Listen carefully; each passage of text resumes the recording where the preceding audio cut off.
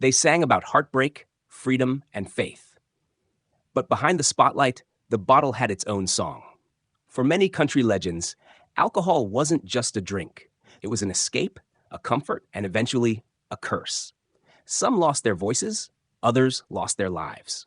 Tonight, we look into the tragic stories of 12 country stars who couldn't escape the bottle and the haunting truth behind their downfall. One George Jones, No-Show Jones, and the price of the bottle.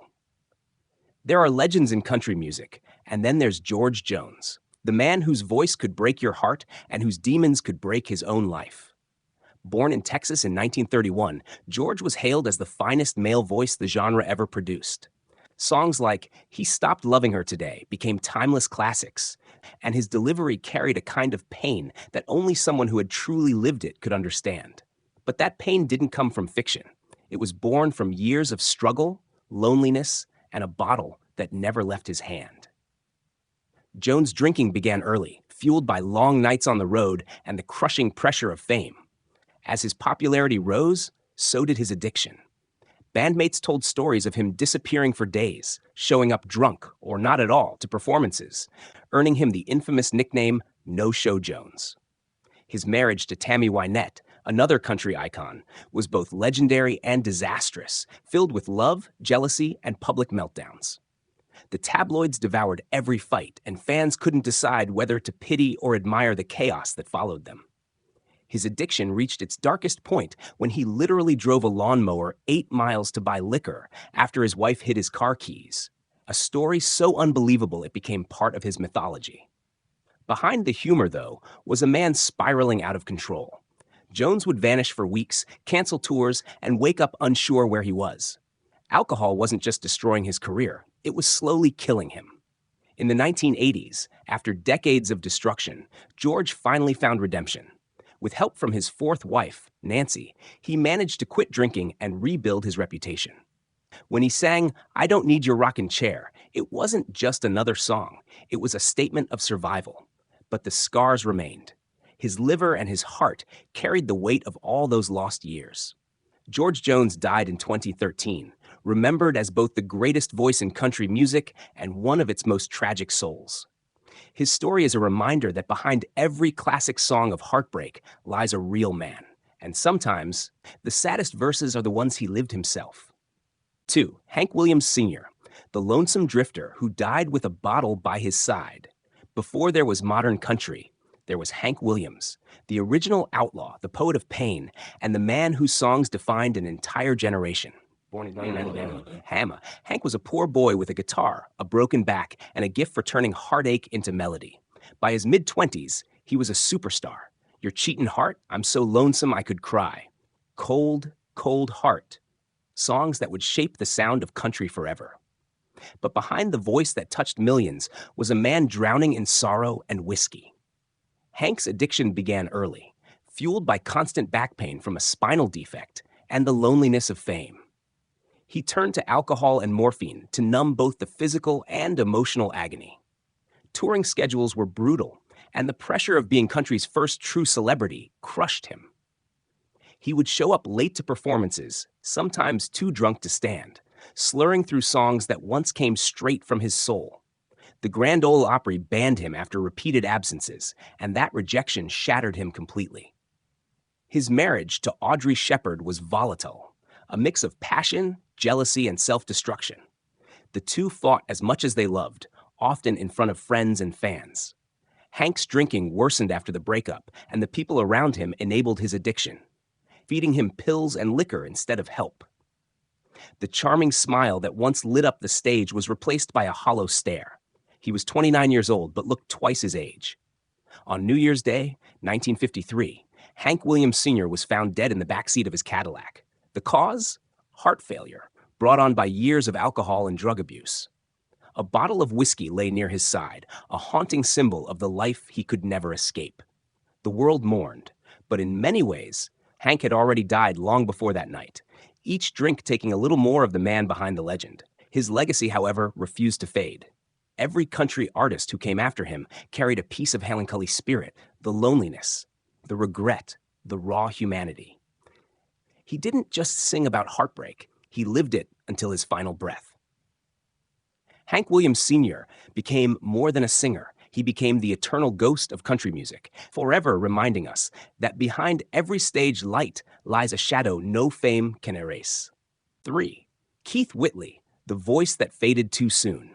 In the late 1980s, country music found a voice that seemed destined to last forever. Smooth, honest, and filled with emotion. That voice belonged to Keith Whitley, a Kentucky-born singer whose talent made even veterans of Nashville stop and listen. Songs like Don't Close Your Eyes, When You Say Nothing at All, and I'm No Stranger to the Rain captured the purest essence of traditional country. But for Keith, the rain was more than a metaphor. It was the storm of addiction he could never escape. Whitley's battle with alcohol began young. Growing up in rural Kentucky, he idolized bluegrass legends who lived hard and drank harder. By the time he was touring with Ralph Stanley's band as a teenager, the bottle had already become a familiar companion. His friends recalled that Keith could outdrink anyone on the road, and he often wore that as a badge of honor.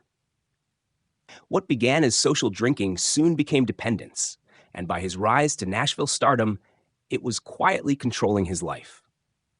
Behind the charm and effortless performances, Keith carried deep insecurities. He worried about living up to the legends who came before him, George Jones, Lefty Frizzell, Merle Haggard, and about being forgotten just as quickly as he rose. Those anxieties, mixed with endless tours and the pressures of fame, drove him back to the bottle. His wife, fellow country star Lori Morgan, tried desperately to help him, standing by him through countless attempts to quit. But even love wasn't enough to silence the craving. By 1989, Keith seemed to be turning things around. He had 3 consecutive #1 hits and was poised to become the next great torchbearer of traditional country music. But addiction doesn't care about success. On May 9, 1989, at just 33 years old, Keith Whitley was found dead in his Tennessee home from alcohol poisoning. The blood alcohol content in his system was more than 5 times the legal limit. The news hit Nashville like a thunderclap. Friends wept, fans mourned, and the industry wondered what might have been.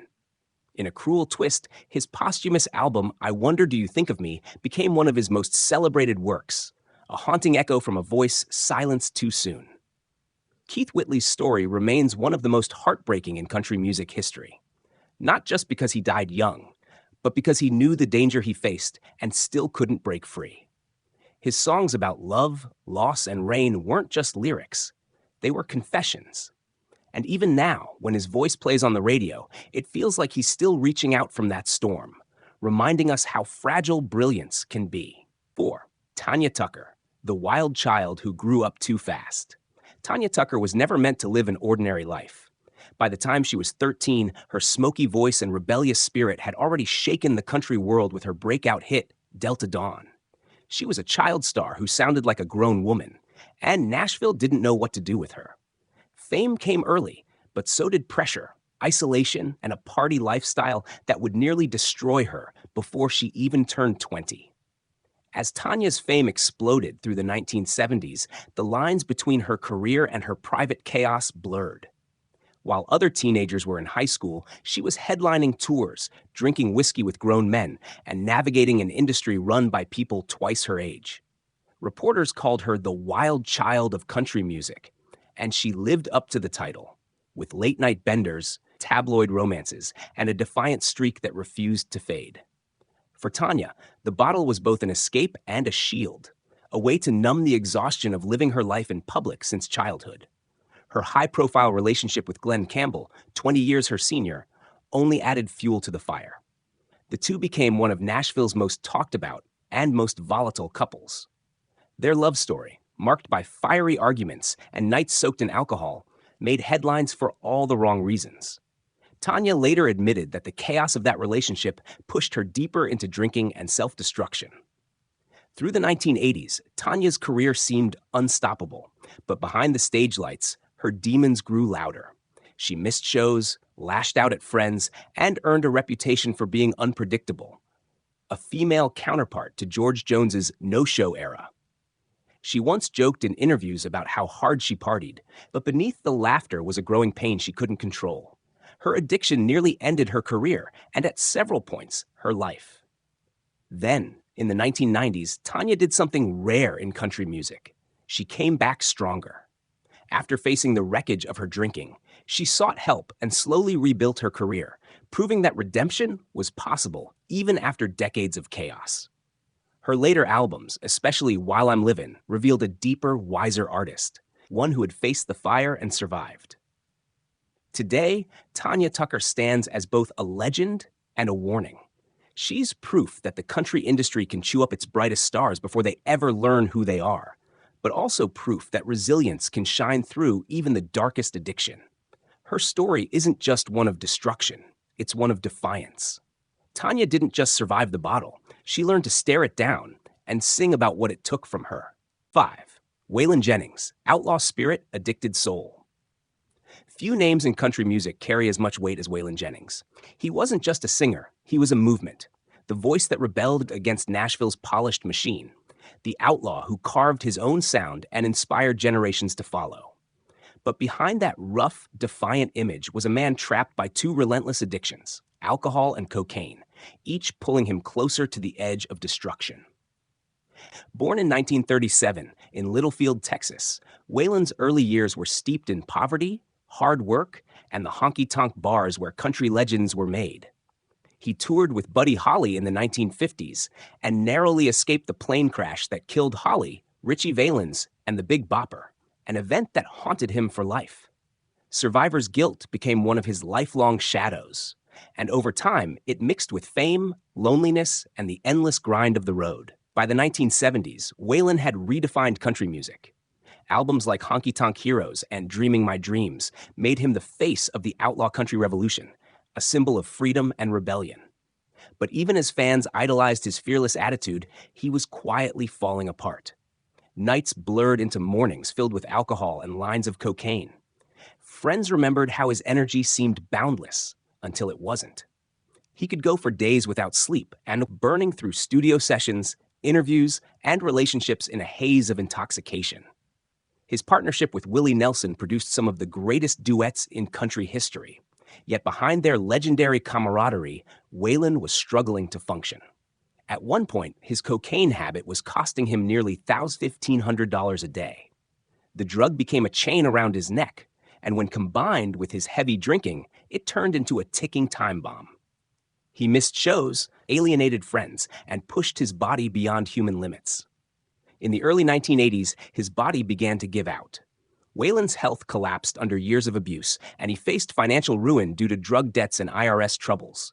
But in a rare act of willpower, he quit cocaine cold turkey in 1984 and gradually reduced his drinking. It wasn't easy, it never is, but he managed to rebuild his life and continue performing. Still, the years of addiction had taken their toll. His later performances carried a gravely fragility that made every note feel like a confession. When Waylon Jennings died in 2002 from complications related to diabetes, fans mourned not just a legend, but a survivor, a man who had lived every line he sang. His story is one of raw truth. The same independence that made him an outlaw also made him vulnerable to his own demons. Waylon lived by his own rules, but the bottle and the needle were rules he could never fully break. 6. Randy Travis, From Gospel Grace to the Edge of Self-Destruction.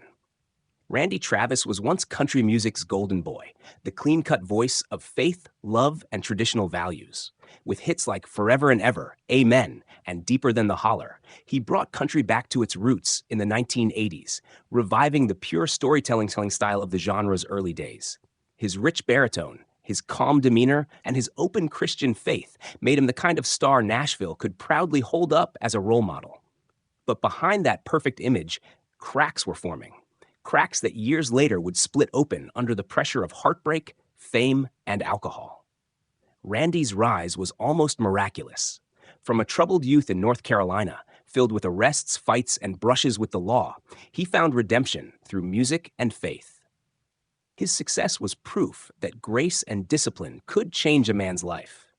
But when his personal world began to collapse, that old darkness came roaring back.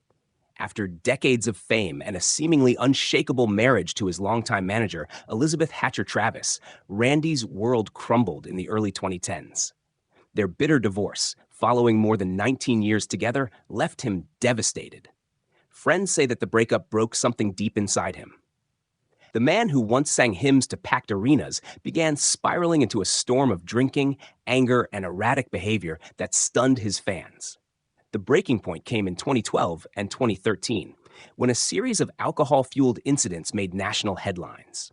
The most infamous, a drunk, naked Randy Travis found lying on a Texas highway after crashing his car, an image that shocked a nation that had always seen him as the model of decency. His mugshot went viral. Nashville didn't just watch a star fall, it watched an icon unravel. The tabloids called it a scandal, but those who knew him saw something far sadder. A man crushed by grief, lost without direction, and trying to drown his pain in a bottle. Then came tragedy. In 2013, not long after his public breakdown, Randy suffered a massive stroke caused by complications from a viral infection, a stroke that nearly killed him and left him unable to speak or sing. For years, he fought to recover even basic movement, enduring endless therapy sessions and isolation. When he finally returned to the stage in 2016 to softly sing Amazing Grace at his Country Music Hall of Fame induction, there wasn't a dry eye in the house. The performance was shaky, imperfect, but transcendent. Randy Travis's story isn't one of downfall alone. It's a story of fragility, faith, and redemption. He lost everything: his health, his voice, his freedom, but somehow found peace. His battle with alcohol serves as both a warning and a testament.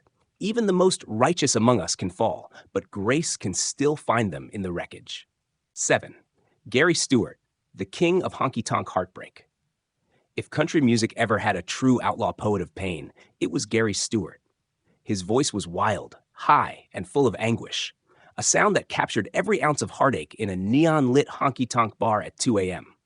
In the 1970s, he was Nashville's rebel prince, the man behind cult classics like She's Actin' Single, I'm Drinkin' Doubles, and Out of Hand. But while his songs were about heartbreak and whiskey, his real life blurred the line between the two. Gary didn't just sing about drowning his sorrows, he lived it every day. Born in rural Florida in 1944, Stewart grew up surrounded by poverty, hard work, and country music. His father was a coal miner, and the honky-tonk lifestyle was part of the world he knew. But Gary's music was different, raw, emotional, almost too honest for its time. Critics called him the hillbilly Mick Jagger for his electric energy on stage, and yet that same intensity came with chaos. When success hit, Gary found himself unequipped to handle it. Fame made his drinking worse, and soon, alcohol became both his muse and his downfall. By the late 70s, his career had peaked. His marriage was crumbling, his record sales were falling, and his dependence on alcohol deepened. The man who once lit up stages across America started missing shows, canceling tours, and isolating himself from the world.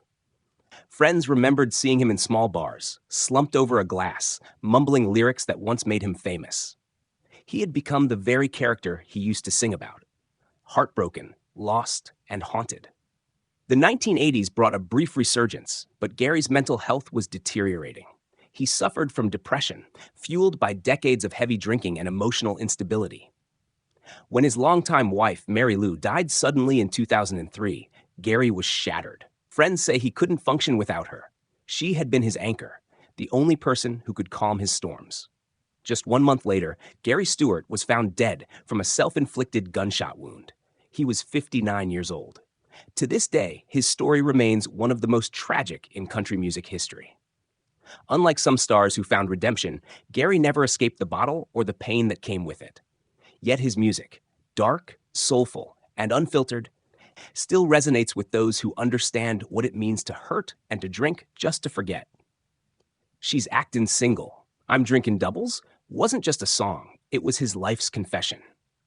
Gary Stewart's legacy is both heartbreaking and immortal. He sang the truth of the honky-tonk, that love and liquor are often the same thing. They burn going down and leave you empty when they're gone. 8. Merle Haggard, the poet of the working man and his silent struggle. Merle Haggard wasn't just another country star. He was the voice of the American working class. His songs spoke for truckers, prisoners, and dreamers who lived hard and hoped harder. Hits like Mama Tried, The Bottle Let Me Down, and Sing Me Back Home didn't just define the sound of country music. They defined its soul. But what few knew at the height of his fame was that Haggard's own life mirrored the pain and addiction he sang about. Behind that rugged voice was a man who spent decades trying, and often failing, to stay sober. Born in 1937 near Bakersfield, California, Merle grew up during the Great Depression. His father's death when he was just 9 sent him spiraling into rebellion. By his teens, he was stealing cars and hopping freight trains.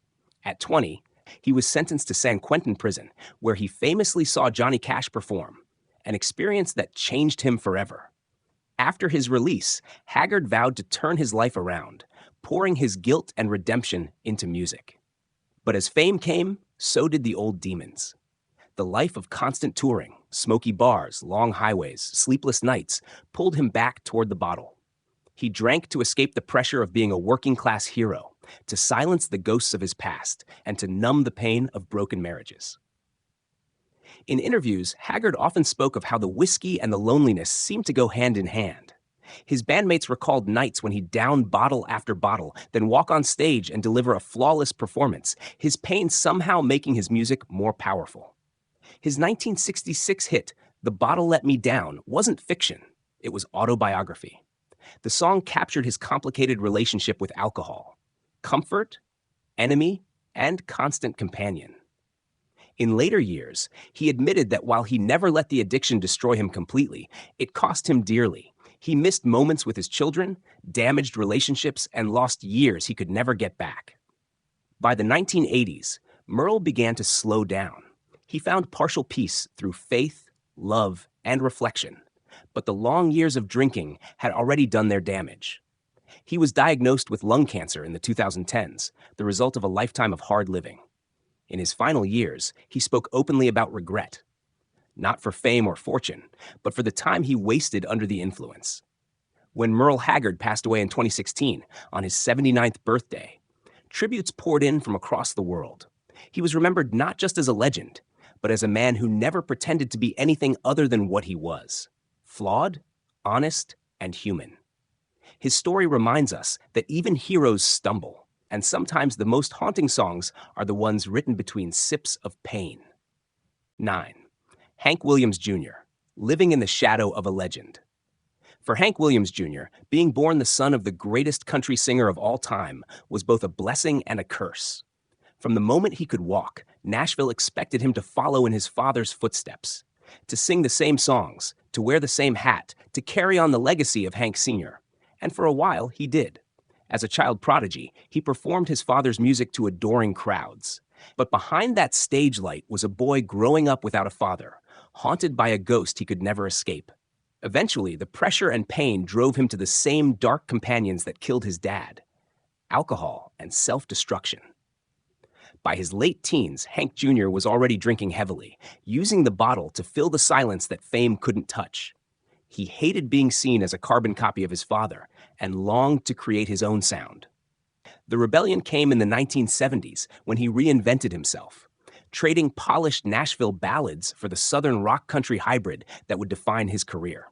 Songs like Whiskey Bent and Hellbound and Family Tradition were raw confessions of who he truly was: a man torn between legacy and freedom, between fame and the bottle. But the transformation didn't come without scars. In 1975, while hiking in Montana, Hank suffered a near-fatal fall off Ajax Mountain. He fractured his skull, shattered his face, and spent years recovering through multiple surgeries. Doctors told him he was lucky to be alive, but surviving didn't mean healing. The accident deepened his drinking problem. Painkillers and alcohol became a daily escape from both physical and emotional agony. Friends and bandmates recalled nights when he would down half a bottle before walking on stage, heart fueled more by whiskey than willpower. Throughout the 1980s and 1990s, his fame skyrocketed.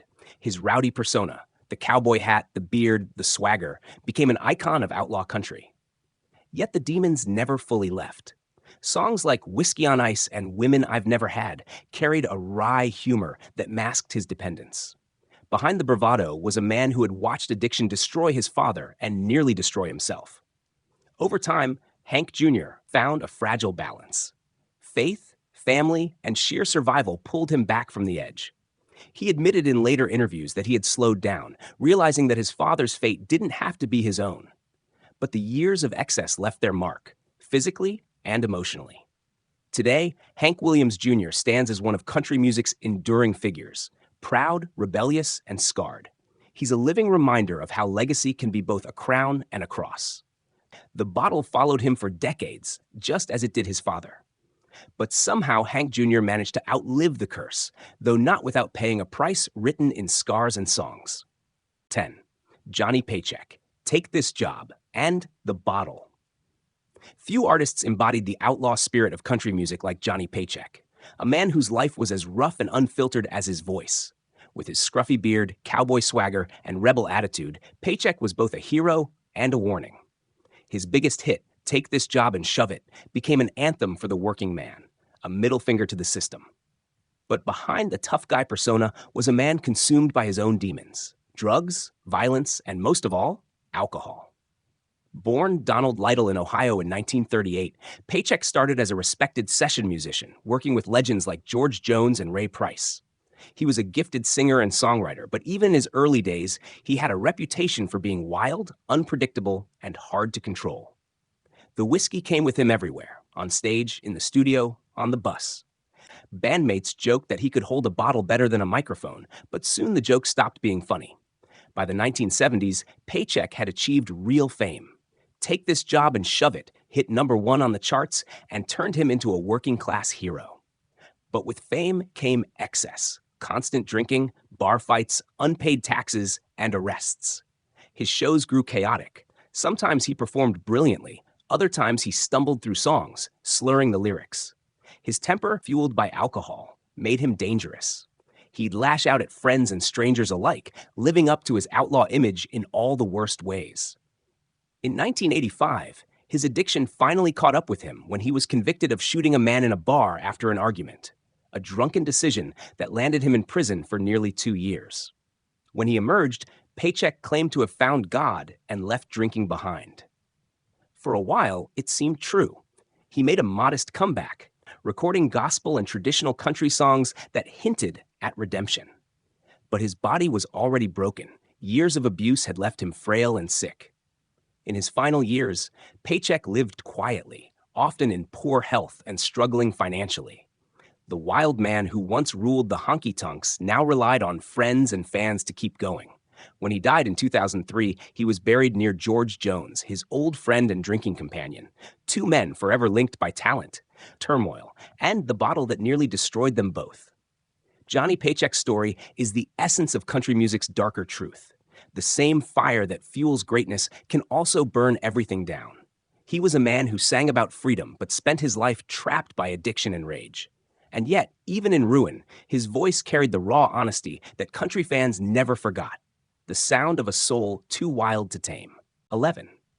David Allan Coe, the rebel who never found peace. David Allan Coe has always been one of the most controversial figures in country music, a man both celebrated and condemned, talented and troubled, brilliant and broken. His songs pushed boundaries, his lifestyle defied every rule Nashville tried to enforce, and his reputation as one of the original outlaws was well earned. But beneath the bravado, the tattoos, and the wild persona lay a life scarred by addiction, rage, and self-destruction, much of it fueled by alcohol and excess. Born in Ohio in 1939, Coe's life began in turmoil. He spent most of his youth in reform schools and prisons, where he learned early that defiance was both a weapon and a shield. When he finally turned to music, he brought with him a raw authenticity that fans couldn't ignore. His outlaw anthems like Long-Haired Redneck and The Ride made him a cult hero, while his darker, explicit songs earned him infamy.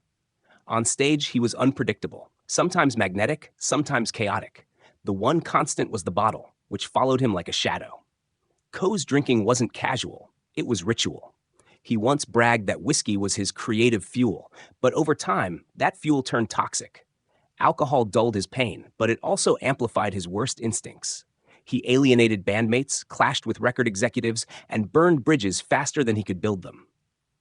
At his lowest, he was banned from venues for violent outbursts, often showing up late or not at all for his own concerts. The rebellious image that once sold records became a real-life tragedy that was harder and harder to watch. The bottle wasn't his only vice. Coe's addictions extended to drugs, chaos, and self-sabotage. He lived recklessly, boasting in interviews about fights, arrests, and women, while his career quietly slipped away. Friends who knew him best said he wasn't just an outlaw. He was a man running from pain he refused to name. Decades of drinking and excess aged him fast. His health declined sharply, his voice grew rougher, and his reputation turned from dangerous to sad. In later years, Coe made attempts at redemption. He gave interviews, reflecting on his mistakes, occasionally performing sober and humbler than before.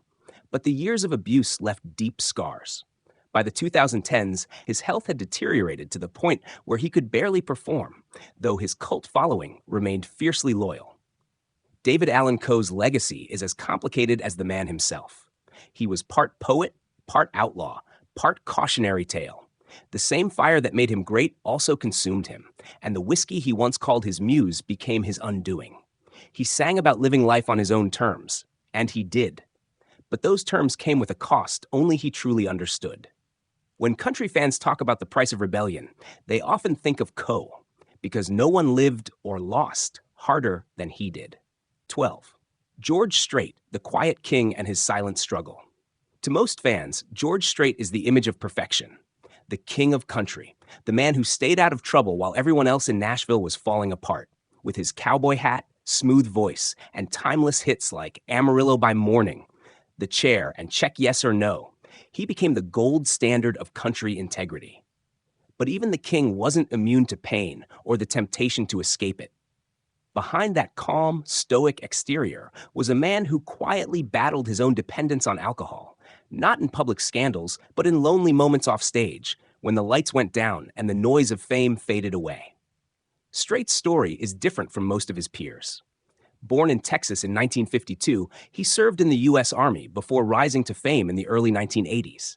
He was disciplined, reserved, and grounded, qualities that set him apart from the hard-drinking outlaws of his generation. Yet that same discipline came under strain after a devastating personal tragedy in 1986, when his 13-year-old daughter, Jennifer, was killed in a car accident. It was a wound that never healed, and it changed him forever. Friends say that George retreated into himself, refusing interviews, avoiding public appearances, and finding solace in the only escape he could control: alcohol. Though he never spiraled into public scandal, those close to him knew he struggled in silence. Long nights on tour buses turned into quiet drinking sessions. Grief mixed with loneliness, and the bottle became his private companion. His pain rarely showed on stage. His performances remained flawless. But the sadness in songs like You'll Be There and Living for the Night revealed a man still haunted by loss. Unlike so many others, Strait managed to confront his demons before they consumed him. He pulled himself back through faith, family, and sheer self-control, the same qualities that built his legendary career. He once said in an interview that music saved me, and it wasn't just a line, it was the truth. While others crashed under the weight of addiction, Strait's survival came from knowing when to stop and when to step away from the noise. Even so, his story belongs in this list, not because of scandal or spectacle, but because it proves that addiction wears many faces, not just the loud and broken ones. Sometimes it hides behind composure, behind fame, behind a cowboy smile. George Strait's quiet battle with grief and the bottle is a reminder that even the strongest among us can falter, and that true strength is not in never falling, but in finding the courage to rise again. Today, the King of Country stands as one of the few survivors of his generation's excesses. His legacy isn't built on rebellion or redemption, but resilience, the quiet kind that doesn't need headlines to be heroic.